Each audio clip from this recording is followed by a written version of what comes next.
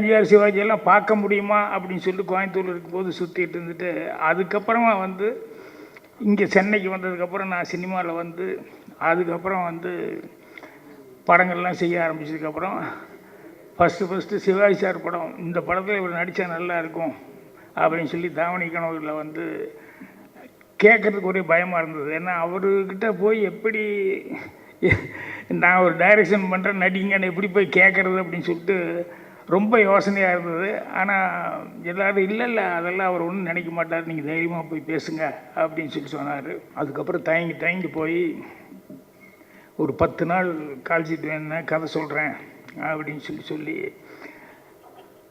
அப்புறம் போனோன்னையுமே அவர் சொன்ன டைலாக்கு எனக்கு ரொம்ப,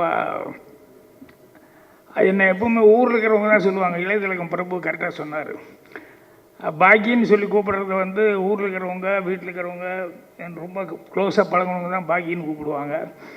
அதுக்கப்புறம் கலைஞர் பாக்கின்னு கூப்பிட்டுருக்காரு, சிவாஜி சார் வந்து பாக்கி அப்படின்னு சொல்லி தான் கூப்பிடுவார். அப்புறம் நடிக்கணும் அப்படின்னு சொல்லி சொன்னோடனே கதையை கேட்டு சரி அப்படின்னு சொல்லிட்டார். ஃபஸ்ட்டு டே ஷூட்டிங்கு சார் உட்காண்ட்ருக்காரு, ஒரு அசிஸ்டன்ட் டைரக்டர் கூப்பிட்றாரு, ஐயாப்பா என்னப்பா சாப்பிட்டு பாக்கி எனக்கு தான் வச்சுருக்கான்னு நினைக்கிறேன், கொஞ்சம் டைலாக் சொல்லுங்கள் அப்படின்னேன். அவன் அப்படியே போய் வீட்டுக்கு பின்னால் போயிட்டான். அப்புறம் கொஞ்ச நேரம் இப்படி பார்த்தாரு, இன்னொருத்தனை கூப்பிட்டாரு, ஏய் ஒருத்தங்கிட்ட டைலாக் கேட்டேன், அடுத்து நான் பேசுகிறேன், எனக்கு தான் ஷார்ட் வச்சுருக்காங்க, இங்கேயே காணுமே அப்படின்னா இதான் வர்றேன்னே அப்படின்ட்டு அவனுக்கு பின்னால் போயிட்டான்.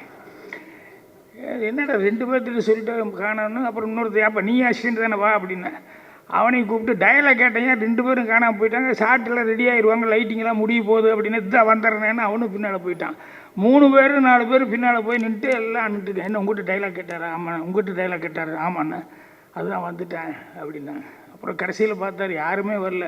கடைசியில் நீ பாக்கி இங்கே வா, எனக்கு தான் ஷார்ட் வச்சுருக்கேன். ஆமாம், டைலாக் கேட்குறேன், ஒவ்வொருத்தனே கேட்குறேன், ஒருத்தனையுமே காணாமல் போயிட்டானுங்க, என்னன்னு எனக்கு தெரியல, ஆனால் வச்சுட்டு என்ன வஞ்சகமாக பண்ணுறேன், இருந்தால் தானே கொடுப்போம். யோ என்னையா சொல்ல டைலாக் என்ன இல்லைண்ணா, ஷார்ட்டப்போ நீங்கள் வரும்போது அப்படி சொல்கிறேன், அப்படி சொல்கிறியா? டைலாக்கெல்லாம் எழுதி வைக்கணியா, முதல்ல புஸ்தகம் இல்லையா? இல்லைண்ணா அதெல்லாம் பின்ன இல்லை, அப்படியே யோசிச்சு மனசுக்கு எப்படி நீ இப்படி சொல்லுவேன், நான் அப்படி கேட்டு அப்படி நடிக்கிறதாண்ணே. இல்லைண்ணா நீ ஈஸியாக உடனே பேசிடலாம்.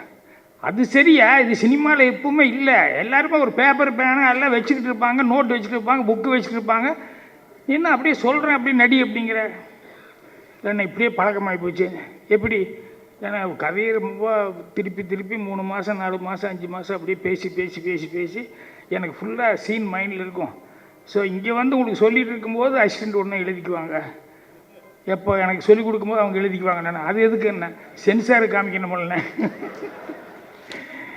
யோ எனக்கு புதுசாக இருக்கியா, அது என்னையா சினிமா எடுக்கிறீங்க, இப்படி தான் எடுத்துருக்கீங்க இத்தனை நாளா, நீ எப்படியா சக்ஸஸ் ஆன அப்படின்னாரு. இப்படி தான் நான் எப்படியோ எடுத்து சக்ஸஸ் ஆகிட்டேன் அப்படின்னு சொல்லேன். அதை விட அடுத்த டைலாக், இன்னொரு டைலாக் அவர்கிட்ட சொன்னது, அப்புறம் வீட்டுக்கு போனப்போ, பாகி நீ எங்கள் வீட்டு பொம்பளைகளெல்லாம் ரொம்ப எல்லா பொம்பளைகளையுமே நீ வந்து ரொம்ப கெடுத்து வச்சிட்டியா அப்படின்னாரு. நான் என்னென்ன பொம்பளைலாம் கெடுத்து இல்லையா, நான் ஒரு நாள் ஷூட்டிங் எனக்கு 5 மணிக்கு முடிகிறது, 2 மணிக்கு முடிஞ்சிடுச்சு. 2:30 மணிக்கு வீட்டுக்கு வந்து பொம்பளைகளெல்லாம் காணோம், எங்கடா போனாங்க, ஒற்றுமையாக காணோன்னா எல்லாம் சினிமாவுக்கு போயிருக்காங்கன்னு. சரி வேலைக்கார பொம்பளை இல்லை அவங்களையும் கூப்பிட்டு தான் போயிருக்காங்கன்னு. அப்படி என்னடா சினிமாவுக்கு போயிருக்கேன்னு, இது இந்த முந்தானை முடிச்சுன்னு ஒரு படம் வந்திருக்கான், அதுக்கு போயிருக்காங்க. ஓ இந்த பாக்கி நடிச்சதா? ஆமாம் அப்படின்னு. அப்புறம் அடுத்த நாள் மறுபடியும் ஷூட்டிங் கேன்சல் ஆகி போச்சு. அப்புறம் நான் மறுபடியும் 3 மணிக்கு வந்தேன், மறுபடியும் பொம்பளையில் யாரையும் காணோம், எங்கே போயிருக்கானே, இன்றைக்கி சினிமாவுக்கு தானே போய், இன்றைக்கி என்ன சினிமா, அதே முந்தானை முடிச்சுட்டு தான் போயிருக்காங்க. உடனே நான் வீட்டில் வாசல்லையே சேர் போட்டு உட்காந்துட்டேன், நான் ஹால்லையே, ஏதாவது வருட்டு இன்றைக்கி 2ல் 1 பார்த்துட்றேன் அப்படின்னு சொல்லிட்டு. வந்த உடனேயுமே இவர் இருப்பார்னு தெரியாமல் போச்சு அவங்களுக்கு. அதனால் வந்த உடனேயுமே டக்குன்னு எல்லாம் அச்சோ என்ன படம், இந்த இப்படி ஒரு படமா, சேச்சா என்ன இவ்வளவு, ஐயோ பார்க்கவே முடியல அப்படி இப்படின்லாம் சொல்லிட்டு போகும்போது, எல்லாம் இங்கே வாங்க, ஏன்னா பார்க்கவே முடியல, ஐயோ இப்படி ஒரு படமா, நான் இன்றைக்கி 2வது தடவை போயிட்டு வந்திருக்கேன், இன்னும் எத்தனை தடவை பார்க்க போகிறீங்க அப்படின்னு சொல்லிட்டு, அந்த அளவுக்கு அது என்னன்னு தெரியல, அந்த படத்தில் நீ என்ன வச்சேன்னு தெரியல, அந்த படம் அவ்வளோ பிடிச்சிருக்கு அவங்களுக்கு அப்படிங்கிற மாதிரி சொல்லி இது பண்ணார். இது நான் பரவாயில்ல, அப்புறம் எப்படியோ டைலாக் என்னன்னு சொல்லணுன்னு கேட்க நடிச்சிட்டாரு. நடிச்சுட்டு கட் பண்ணால் அடுத்து என் குருநாதர் படத்துக்கு போனார் அதில் நடிக்கிறதுக்கு. நானாவது வசனம் இல்லை, ஆனால் சீன் இதுதானே அப்படி இப்படின்னு சொல்லிட்டு அந்த நேரத்தில் வசனம் சொல்லுவேன். இவர் அங்கே நடிச்சுட்டு இருக்கும்போது அண்ணனை கூப்பிடு, சிவாஜி சார் கூப்பிடு அப்படின்னா என்ன அப்படின்னா, அண்ணன் வாங்க வாங்க அப்படின்னு. என்ன அதான் அந்த மரத்துக்கட்டிலேருந்து அப்படியே வந்து எட்டி பாருங்க, அங்கேருந்து அப்படி நடந்து வந்து எட்டி பாருங்க. என்ன எதுக்கு பாரதி அண்ணே பாட்டு என்ன பாட்டு சரி, எதுக்கு வந்து எட்டி பார்க்க சொல்லுண்ணே? இல்லை சன் செட் ஆகிட்டு இருக்குண்ணே, சன் செட் ஆகுது, வாங்க டக்குன்னு வாங்க வாங்கண்ணே. சன் செட் ஆகுது சரிப்பா அண்ணே, சன் செட் ஆகிடுச்சுன்னா நல்லா இருக்காதுண்ணே, அதில் எடுத்தால் தான் அழகாக இருக்குண்ணே, அப்படி வாங்கினேன் வந்து எட்டி பாருங்க எட்டி எப்போ எதுக்குப்பா அண்ணே எட்டி பாருங்கண்ணே, சன் செட் ஆகிட்டு இருக்குண்ணே. ஒரு சிவாஜியா நான் எதுக்கு எட்டி பார்க்குறேன்னு கூட தெரிய வேண்டாம், என்னையா பண்ணுறேன் என்ன அப்படின்னு சொல்லிட்டு சரி போகிறேன் அப்படின்னு சொல்லிட்டு போகிறாரு. சிரிக்கிறதா அழுகிறது இப்படி இருந்தாலும் பரவாயில்லண்ணே. அப்புறம் அப்படியே வந்து எட்டி பாட்டார், கட் அப்படின்னா ஓகேண்ணே ரொம்ப தேங்க்ஸ் அப்படின்னு. அப்புறம் போய் ரங்கா அப்படின்னு அவர் மேக்கப் மேன் ரங்கா, இவன் சிஷியம் எவ்வளவோ பரவாயில்ல, அவன் சீன் சொன்னால் டயலாக் மட்டும்தான் சொல்லு, சீனெல்லாம் சொல்லி தெளிவாக இல்லை வழக்க முடியும், எதுவுமே சொல்லாமல் எட்டி பாரு அப்படின்னு சொல்லிட்டு என்ன சிவா எதுக்கு நடித்தேன்னே தெரியாமல் நான் வந்து நடிச்சிருந்தேன். ஆனால் அதுக்கப்புறம் தான் படம் காமிச்சாப்புல, படம் பார்த்தேன். அப்புறம் அங்கே எட்டிப்பார் இங்கே எட்டிப்பார் இப்படி இப்படி சொன்னது. அப்புறம் படத்தில் பார்த்தா என்ன உண்மையிலேயே அதுக்காகவே நடித்த மாதிரியே இருந்தது ஒவ்வொரு இடமும். என்னென்னா இந்த எடிட்டிங்கில் ஒன்றில் வந்து அவங்க வந்து பாட்டில் வந்து அப்படி டான் அப்படின்னு ஒரு சவுண்டு கூ அப்படின்னு இப்படியெல்லாம் சின்ன சின்ன பிட்டாக வர்றதுக்கெல்லாம் அவங்க அப்படி திரும்புறது இப்படி பார்க்குறது அது இதுன்னு சொல்லி போடும்போது அந்த மூடுக்கு தகுந்த மாதிரி வந்து இவங்க அந்த ஷாட்டுகளை டக்குன்னு எடுத்தாங்க. அதெல்லாம் பார்க்கும்போது சினிமா இன்றைக்கி ரொம்ப மாறி போச்சுன்னு தெரியுதியா அப்படின்னு சொல்லி அவர் வந்து ரொம்ப இன்றைக்கி இருக்கிற பசங்க என்னென்னமோ பண்ணுறாங்க, ஆனால் சினிமா மாறி போச்சுங்க. அந்த மாறி போனதை அனுசரித்து இது ஓகேன்னு ஏற்றுக்கிறது இருக்கு, அதுதான் மிகப்பெரிய பிரச்சனை. அது சிவாஜி சார்கிட்ட யார் அவன் சின்ன பையன் ஒரு படம் தான் பண்ணியிருப்பான், டைரக்டர்னு ஒரு ஆளை ஒத்துக்கிட்டோன்னு சொன்னோம்னா வந்து அதுக்கப்புறம் என்ன நீ என்ன சொல்கிற என்ன பண்ண இப்படி வரணும் அப்படின்னு சொல்லிட்டு அதுதான் கேட்பார ஒழிய வேறு மாதிரி விட்டு இருக்கவே இருக்காது. அதே மாதிரி 7 மணின்னா 7 மணி. நான் ஒரு நாள் முன்ன பின்ன அவர் வர்றதுக்குள்ளே ஒரு ஷாட் எடுக்கலான்னு கேமரா ஸ்டார்ட் பண்ணிட்டு அவர் வந்து இறங்கிட்டார். 7:30 மணி தான் சொன்னேன், 5 நிமிஷம் இருக்குது, ஃபஸ்ட் ஷாட் அவருக்கு தான் வச்சுருக்கிறேன். அவர் வர்ற வரைக்கும் ஒரு ஷாட் எடுக்கலாமே, ஒன்றும் இல்லாத ஒரு ஷாட் அப்படின்னு சொல்லிட்டு எடுக்க போகும்போது இவர் வந்து கார் வந்து நின்றுச்சு. உடனே கேட்குறாரு, எல்லாம் வேடிக்கை பாட்டுங்க, என்னை எத்தனை மணிக்கு வர சொன்னேன்?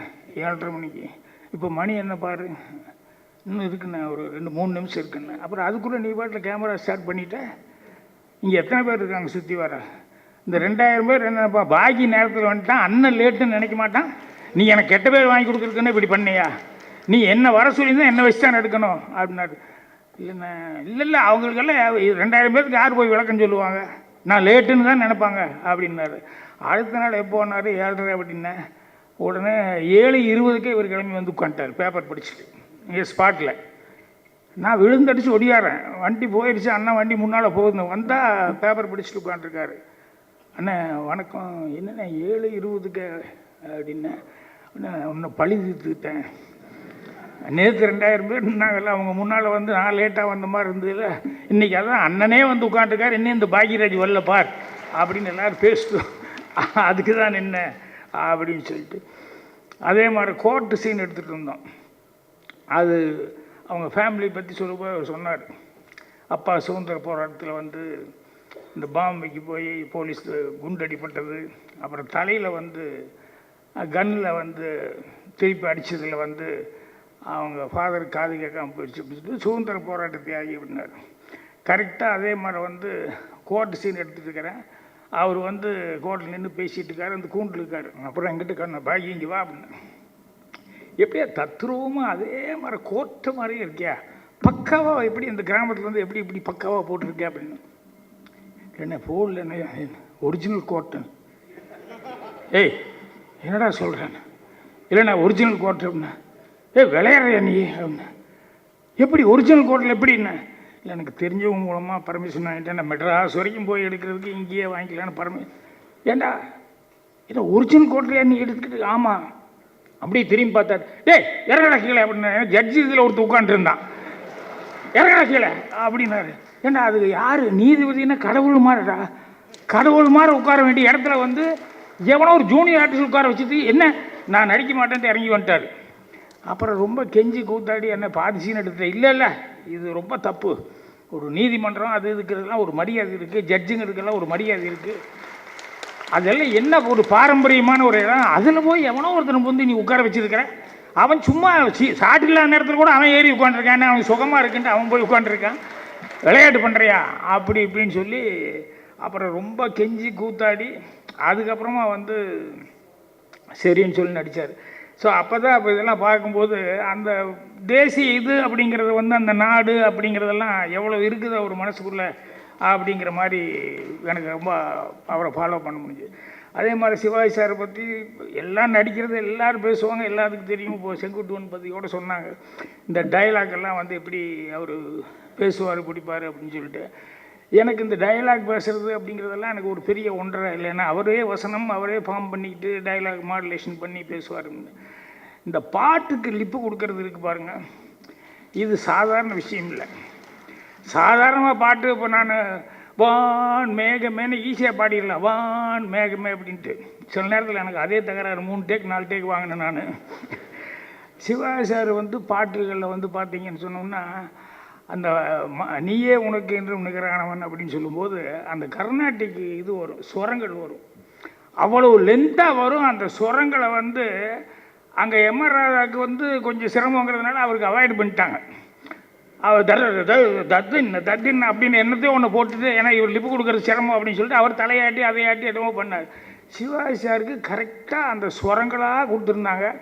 அவ்வளோ ஸ்வரத்தையும் அவர் அவ்வளோ பிரமாமாக வந்து லிப்பு கொடுக்கறது, அவ்வளோ லென்த்து ஷார்ட்டுக்கு கொடுப்பாரு. வெறும் வார்த்தைகளுக்கு லிப்பு கொடுக்கறதுன்னா ஓகே, ராஜா சாருக்கு தெரியும். ஏன்னா கர்நாடிக்கில் அந்த ஸ்வரங்களுக்கு தகுந்த மாதிரி வார்த்தை கொடுக்கறது அப்படிங்கிற அந்த வாய் லிப்பு கொடுக்கறது இன்னொருத்தர் பாடினதுக்கு அப்படிங்கிறது அது பார்த்து அப்படியே அசந்துட்டேன். சரி இதுதான் பலே பாண்டியான்னு சொல்லி பார்த்தோம்னா பழைய படம், அது எனக்கு பேர் கூட மறந்துச்சு. இப்போ கேட்டோன்னே இவரு தான் சந்தேகம் கேட்டேன் எனக்கு.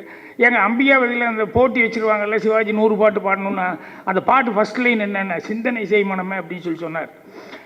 அதில் கொடுத்துருப்பாரு பாருங்கள், லென்த்து ஷார்ட்டு இதே மாதிரி கர்நாடிக் அந்த ஸ்வரம் பாடுறது வந்திருக்கும் பாருங்கள்.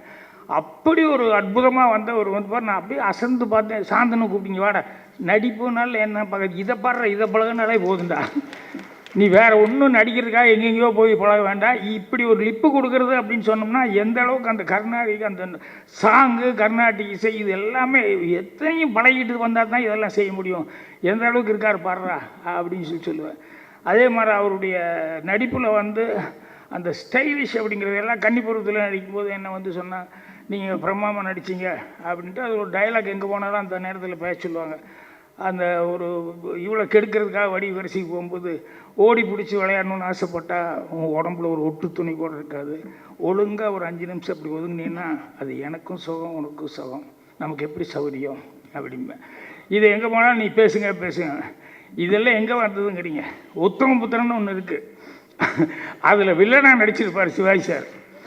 அதுதான் எனக்கு மட்டும் இல்லை, சத்யராஜ்லேருந்து எடுத்துக்கோங்க, சத்ருகன் சின்ஹா எடுத்துக்கோங்க, நம்ம ரஜினிகாந்த் எடுத்துக்கோங்க, கமலஹாசன் எடுத்துக்கோங்க, யார் எல்லாருக்கும் அங்கே வந்து எங்கேயோ ஒரு பாதிப்பு அவர்கிட்ட இருந்துக்கிட்டே இருக்கும்.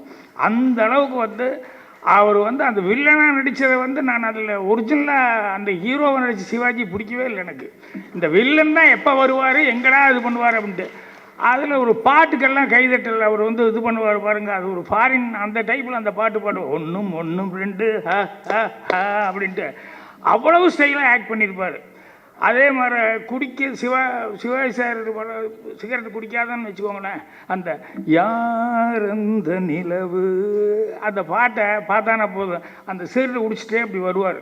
அந்த பாட்டு போகிற நைட்டு போய்ட்டில் சிகரெட் குடிச்சார். இதை பார்த்தாலே டெம்ட் ஆகும், நம்மளும் சிகரெட் குடிக்கலாமா அப்படின்னு சொல்லிட்டு.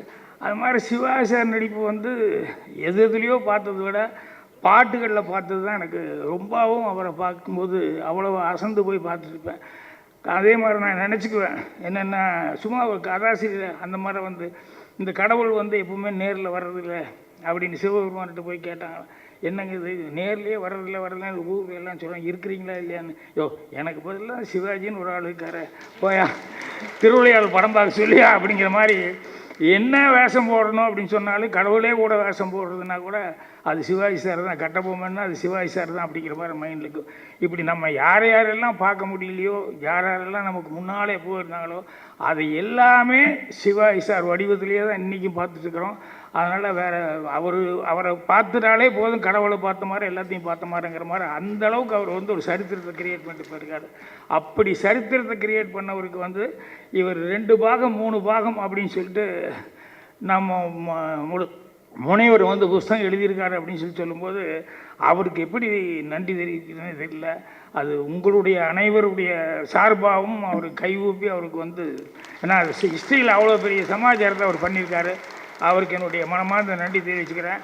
அது இன்றைக்கி இசைஞானி அவர் வெளியிட்டு எங்கள் டைரக்டர்லாம் முன்னிலை வகித்து இதெல்லாம் பண்ணியிருக்கிறது, இதில் நான் கலந்துக்கிட்டதுங்கிறது எனக்கு ஒரு மிகப்பெரிய உண்மையிலேயே பாக்கியன்னு சொன்னார். எங்கள் அம்மா சொன்ன மாதிரி பாக்யராஜின்னு பேர் வச்சது உண்மையிலேயே பாக்கியமாக கருதுகிறேன். நன்றி, வணக்கம்.